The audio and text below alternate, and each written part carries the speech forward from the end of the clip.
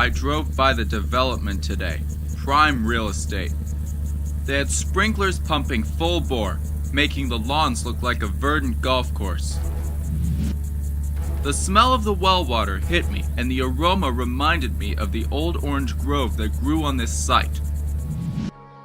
As children, we played between the lines of trees bearing the fruits named for the varieties of citrus: Tangelo, Navel, Ruby Red, and the grotesquely large pomelos. In order to irrigate this vast acreage, well water was pumped from the ground, and the smell of the sulfur water was pungent in the air. I always felt there was something lost or forgotten about this grove. A hint that I felt beneath the skin, and the only clue to its past was a shudder in my bones. My friends and I gamely decided that we would form two teams, one using oranges as weapons, the other grapefruits. There were no rules save one: absolutely no headshots. The rest of the body was fair game, but the face was off limits. In the heat of battle, I had run out of ammunition. I quickly picked up a rotting grapefruit off the ground.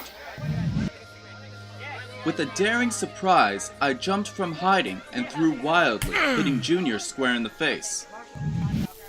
The horror of this situation became apparent when the acid from the fruit blinded him and he began to scream. My eyes! My eyes! I am so sorry, Junior. Let me get you to the well. I grabbed him by the wrist as I tried to wipe his face with the cleanest part of his dirty shirt. A well in Florida isn't like the classic picture of a stone cylinder that you pass a pail or bucket down a long rope. Instead, it was a PVC pipe drilled deep into the ground to reach an aquifer. This system of underwater caves nourishes a near insatiable amount of fresh water beneath our great state. Sinkholes had been springing up all over Central Florida, and a frequent news item was a house or car near Orlando that had vanished in a tumbled wreck into the unknown but now collapsed limestone caverns beneath the property. As we reached the pump, the rest of the players gathered around the spigot to help Junior. I wasn't able to help him because the combined weight of all of us may have been the cause of what happened next.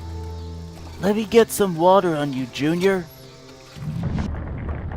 The ground gave way around us, and both teams didn't have a moment to scream before we plunged deep into the earth with the dirt and coquina rock. I uttered a prayer in the darkness and wondered at the bluish light that neared us. At first, I thought Junior was lucky that he could not open his eyes to see what happened next. The smell of sulfur water became overpowering, and hands of ice gripped our sunburned skin and pulled us from the dirt. A sound like the swarming of bees pumped through my ears, and the liquid light shimmered before my eyes. A faint resemblance of anatomy struck me as projections of bone and muscle flickered among the blue-gray light. Whatever held me appeared almost visible, as if from a television with poor reception trying to subdue the image of static. We surfaced as one, and, as the fresh air filled our lungs, beneath us the bee-like buzzing from the ground seemed to sound the word soon. Junior opened his eyes and laughed out loud. I can see! Over the years, we talked little of our trip down the sinkhole, and I personally avoided the orange grove, though Junior often went back. He never tired of drinking the well water, preferring it to treated or bottled water. When he became a building contractor, I wasn't surprised when he bought the land. Now I just can't shake the feeling that something is terribly wrong about this development.